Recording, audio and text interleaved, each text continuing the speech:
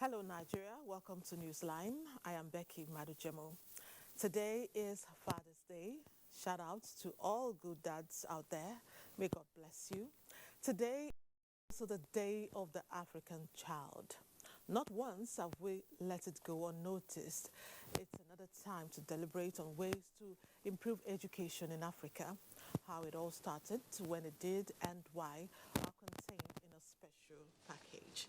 Meanwhile, the week started on a high note. Democracy Day, June 12, was more than a holiday.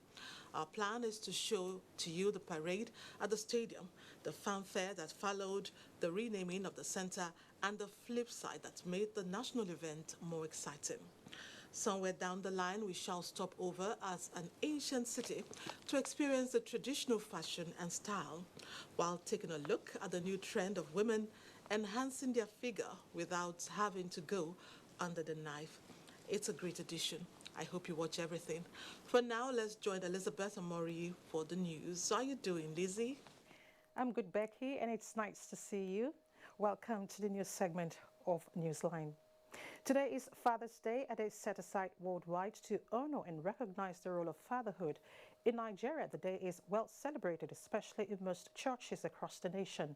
At the Rev'd Chapel in Abuja, where eminent Nigerians joined Vice President Yemi Osinbajo to celebrate the day, fathers were reminded of their critical role and responsibilities to not only their households, but the entire society. State House correspondent Jude Onifade reports.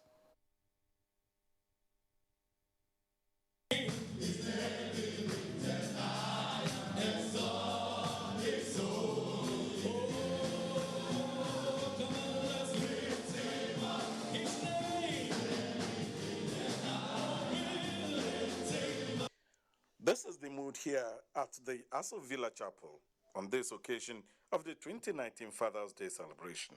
And there is every reason for the congregation's celebration, especially those who are fathers and those old enough to be fathers.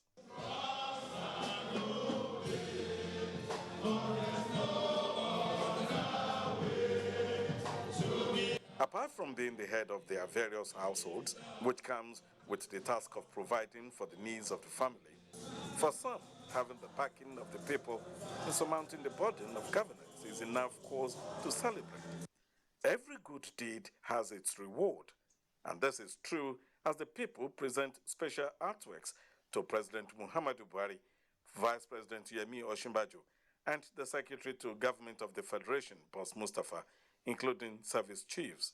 Deputy Senate President Ovie Omagege receives a present, and also on behalf of the Senate President and the Speaker of the House of Representatives. And of course, the chaplain of the church, Sheyi Malomo, and the administrator, Reverend Isaac Ambi Peters. So much in terms of celebration, but it's also a time truth must be told. Train your children to follow your footsteps. The responsibility of a father is incredible indeed. And I think one of the most important is to teach our men, young men growing up, that they must honor women. They must honor women. Not more about the celebration, it is about the constant reminder of our role and responsibilities as fathers. And my message out there is that we must live up to that responsibility because it's a trust that God has vested into our hands. You must discipline your children with the rod of correction. It's allowed. The role of the mothers and fathers is simple, and we do it every day. It's prayer. We are women that are on our knees, and we carry all our problems and our cares to the Lord. And as we pray for our husbands, we pray for our children every day. Our God is a good God. He always answers.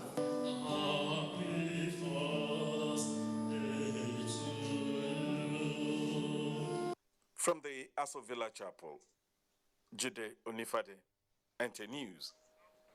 And still on fatherhood, every man who is able to give birth to a child is called a father in English terms. But the Father's Day celebration demands a lot more. Victor Azo in this special report examines the Father's Day celebration in relation to fatherhood.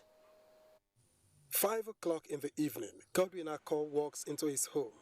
Not much time for pleasantries. He settles down with his children to sort out their homework. Soon afterwards, he heads for the kitchen to prepare dinner for the family.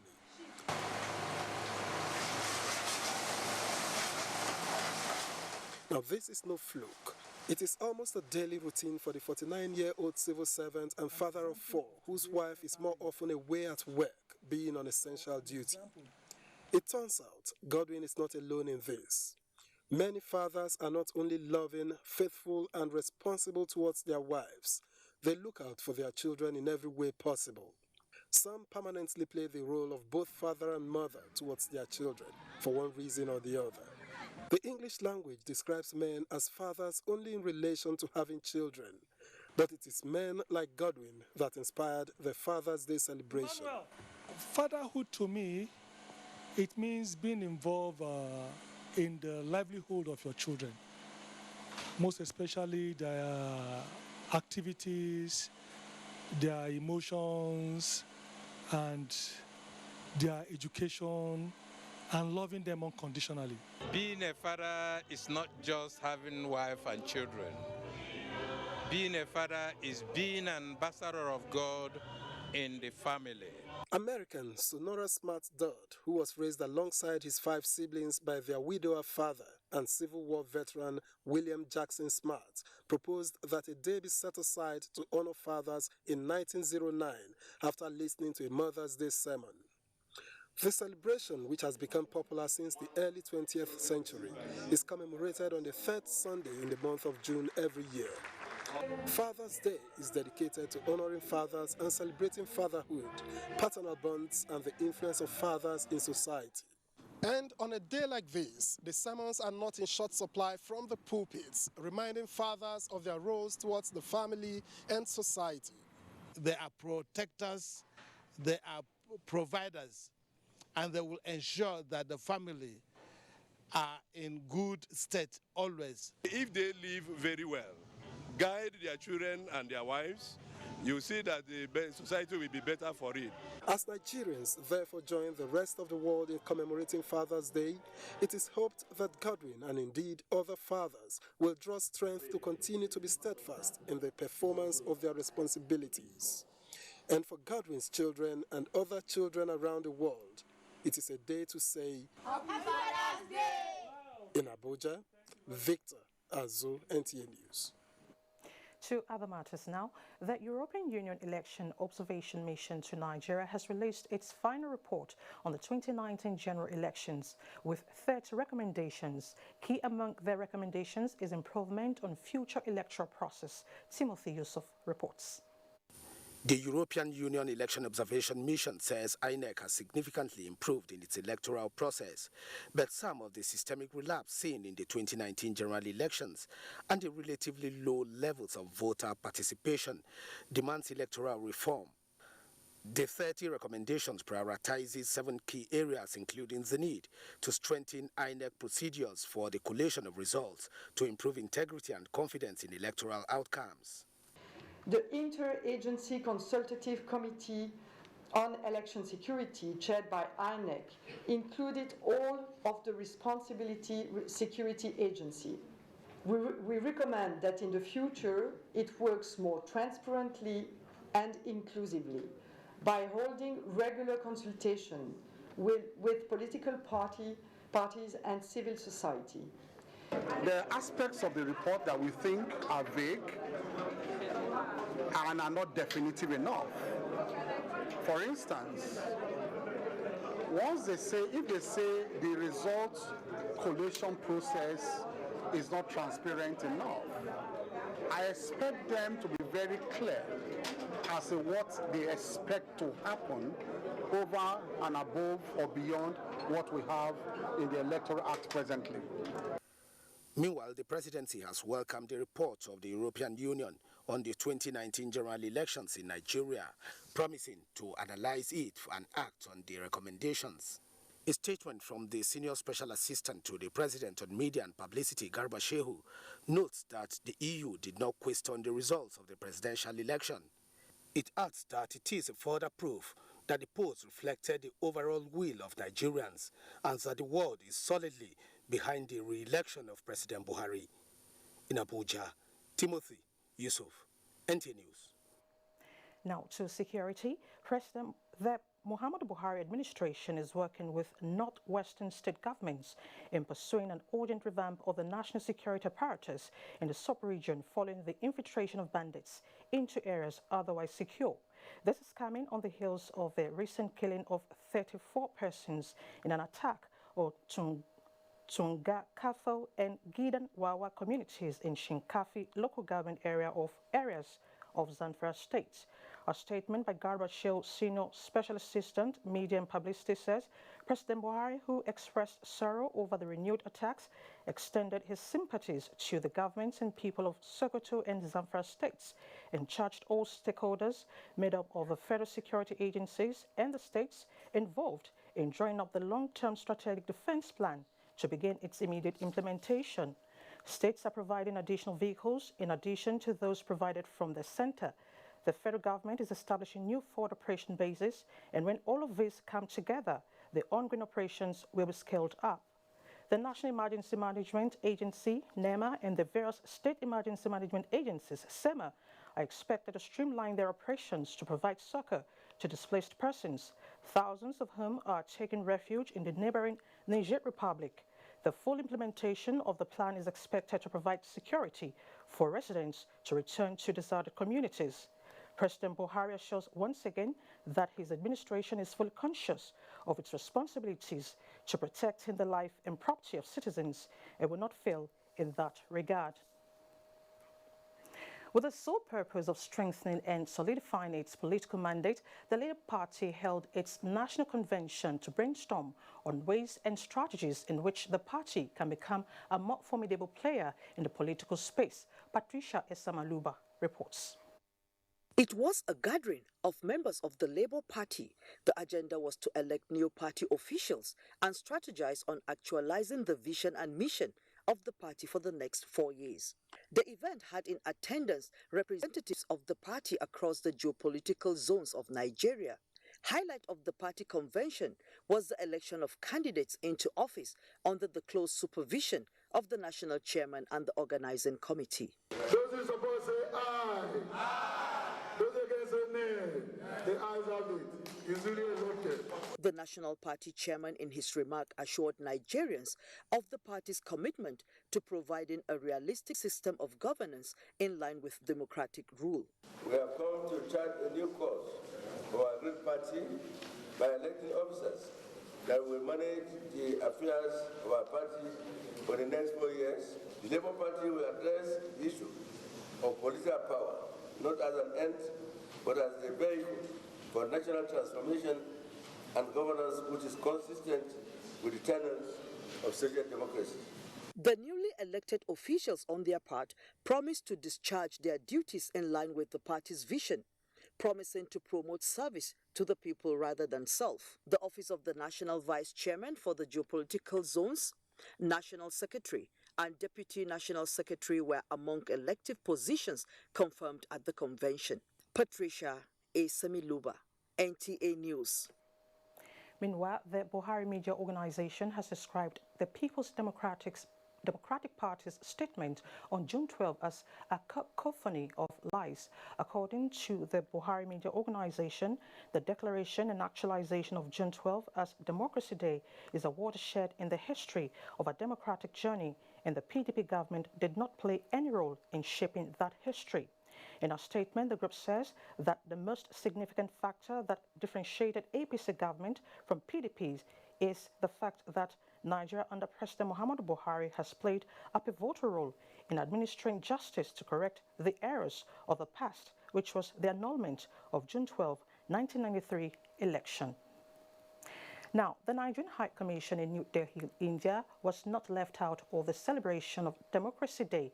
The commission rolled out its carpet to some diplomats and nationals of India, including family and friends of the High Commission in India. Patricia Esamaluba once again reports. Side by side is the display of the portraits of the President of the Republic of Nigeria, President Muhammadu Buhari, and the late Moshood Kashimau Abiola as dignitaries walk in the commission ushered by the High Commissioner and his team to commemorate the maiden edition of June 12, now the Day of Democracy in Nigeria.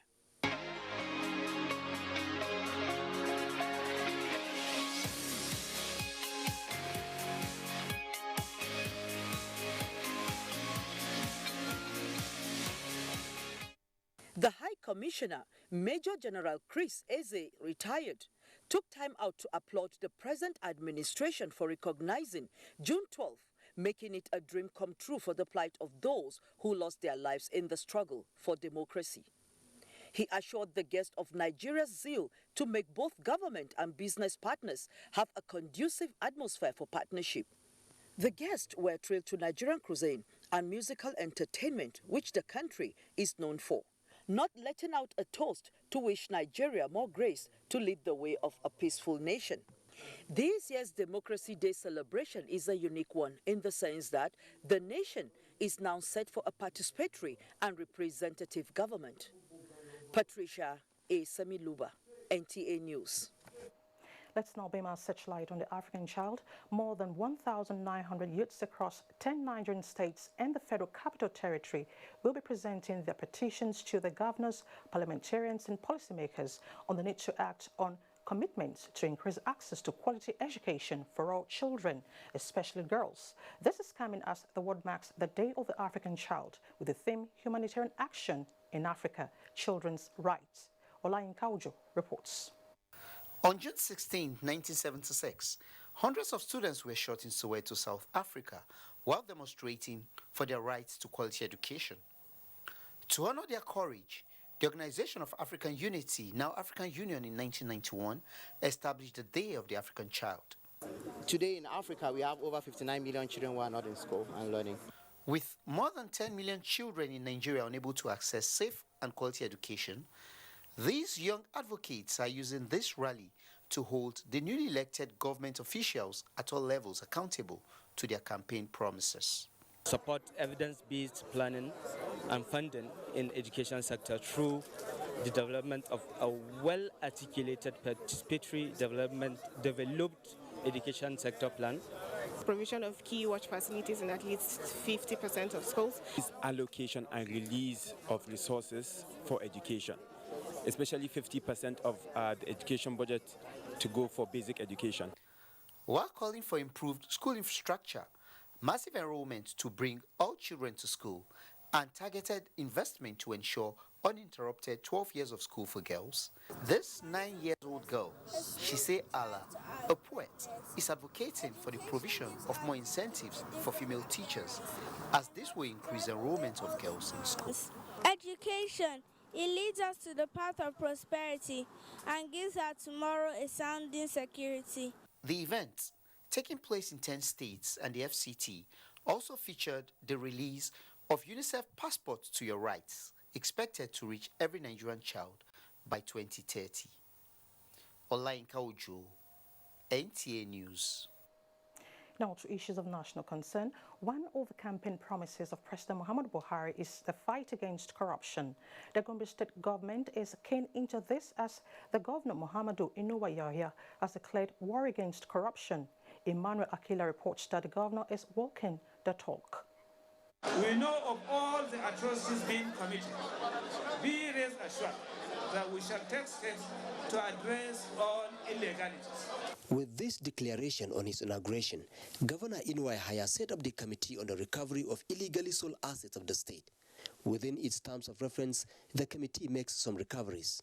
Recoveries from the immediate past, commissioners included 4 exotic SUVs, tricycle motorbikes, 20, bakery equipment sets, 2.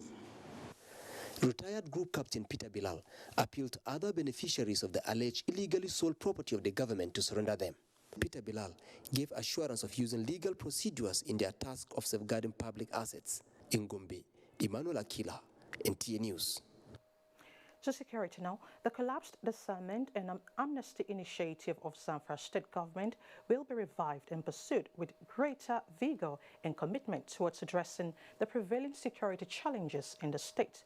The newly posted Commissioner of Police Zamfara State Command made this known at a media briefing in Gusau. Jamilu Ibrahim has details. It will be recalled that the immediate past administration in Zamfara State had in 2016 set up an amnesty and disarmament committee as part of strategies to restore a lasting peace in the state. Before the collapse of the committee in 2017, it succeeded in reaching out to some of the bandits in the bush who voluntarily surrendered some assorted weapons, including a rocket launcher. The new Commissioner of Police Zamfara State Command, Usman Nagogo, says the initiative will be revived and pursued with all sense of sincerity and commitment towards achieving the set objective. CP Nagogo, who served as chairman of the committee when he was Deputy Commissioner of Police in the state, identifies dialogue and less use of force as panacea to the lingering security challenges that have bedeviled the state. In achieving peace, more of dialogue and less use of force is desirable. In 2016, dialogue was applied and it works. In 2017, the security agents were used. It also works to some extent. CP Nagogo says he will give premium to community participation, groups engagement and interaction with traditional rulers for effective intelligence gathering in accordance with the initiatives of the Inspector General of Police. He applauded the zeal being displayed by the Zamfara State Governor Bello Muhammad towards the process of achieving a lasting peace and advocated for enhanced synergy amongst the various security agencies in the state for better result. In Gusau, Jamilu Ibrahim, NTA News. Still on security, Comptroller General of Nigerian Immigration Service, Mohammed Babandede, says the newly introduced electronically based immigration services will go a long way in boosting intelligence sharing among security operatives in the country. He said this during the 44th Superintendent Basic Course of the service in Kano. Ali Adamu reports. A total of 396 trained officers successfully completed the 44th Superintendent Basic Course at the Immigration Training School, Kano.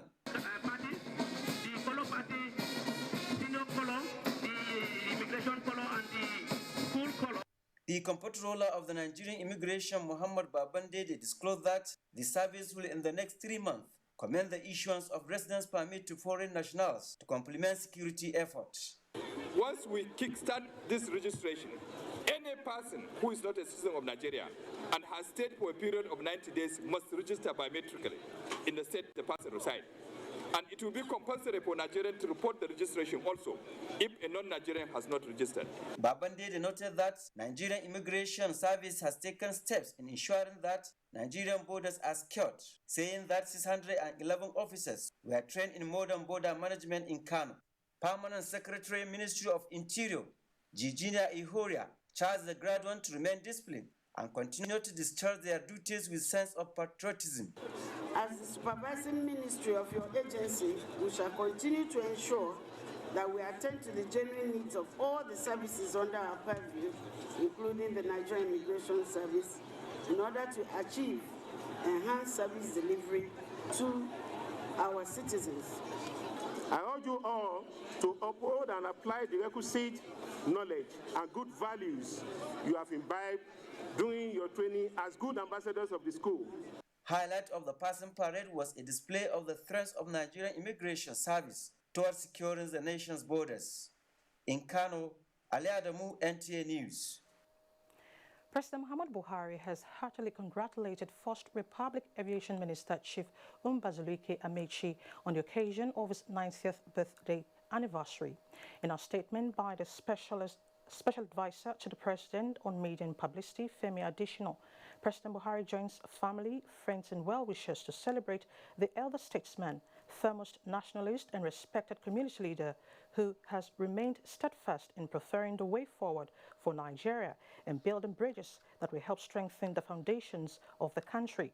On this auspicious occasion, the President enjoins all who celebrate the non-Nigerian to reflect on the ideals he shared so much with national founding figures like the great Zik of Africa, Dr. Nnamdi Azikiwe, who used their leadership positions to serve the country with dedication, dignity, and discipline. The president believes Nigeria needs nationalists like Chief Amechi to constantly remind us of our national history and inspire all Nigerians to embrace the core values of unity, faith, peace, and progress. President Buhari praised God to preserve the celebrant with good health, happiness, and peace. Meanwhile, President Muhammad Buhari has condoled with the governor of Jigawa State, Abubakar Badaru, over the death of his mother-in-law, Haja Binta Garba Funtua. A statement by the Senior Special Assistant, Media and Publicity, Garba Shehu, says President Buhari's prayers and thoughts are with all members of the family and prays God to comfort them during this period of mourning. And now to sports. Senegal on Sunday defeated Nigeria by a lone goal in their last international friendly ahead of AFCON 2019 in Egypt. Amanzi Marcus has details on sports updates.